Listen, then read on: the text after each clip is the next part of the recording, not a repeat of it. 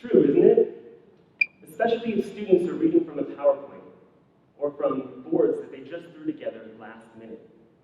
Quite often, presentations fail to convey the excitement and passion that students had when they were doing their inquiries. This was top of mind for me last year when I was in charge of the PYP exhibition at my school.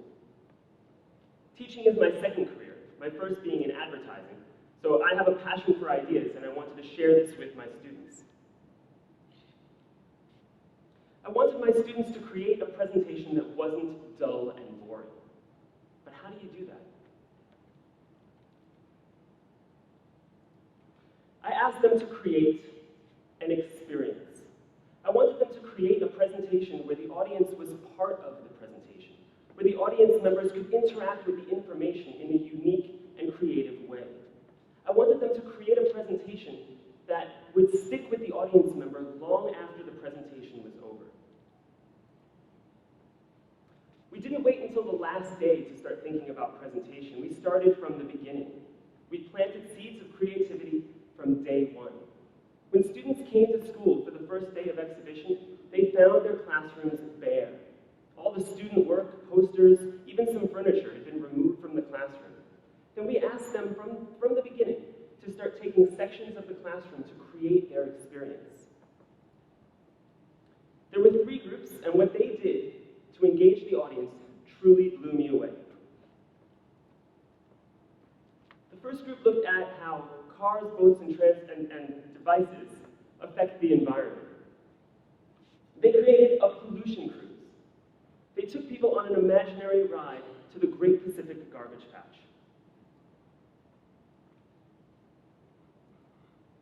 They asked their people that came on to wear life vests, and they talked to them about dirty water, about toxic e-waste, and even engaged them in a discussion about how cars cause pollution when a crash happened on land.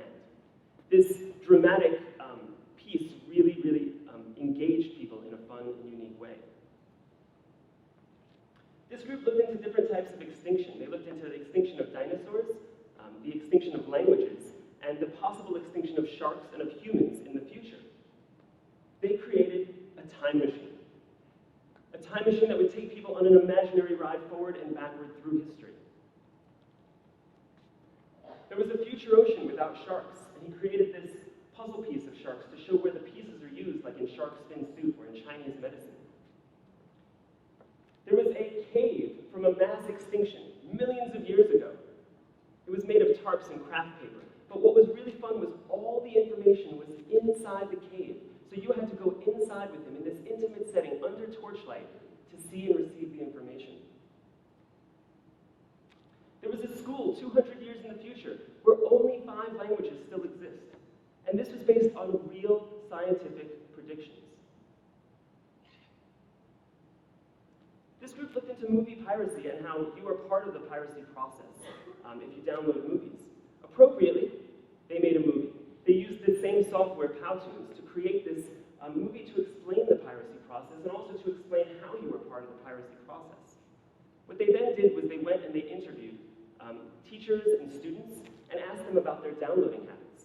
They then showed them this movie they made to see if it changed their mind, and then edited all of this together into a powerful movie that they showed during exhibition in a theater that they created. They even went a step further, and they asked the audience members who came to see the movie before and after the movie if the movie changed their mind, to engage them even further. And of course, to enrich the experience even more, they had popcorn. Now, people were fully immersed in all of these experiences. There was no yawning or bored students. This unique environment created an atmosphere where the students loved teaching and everybody loved learning. Now, I know that the students and the visitors learned a lot that day, but I will bet that they'll forget a lot of that knowledge over time. But what they won't forget was their experience.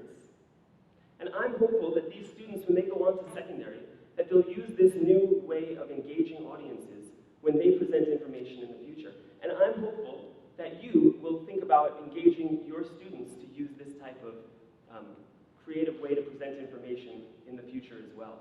At the very least, please promise me that you won't wait until the last minute to start thinking about how your children, how your students will present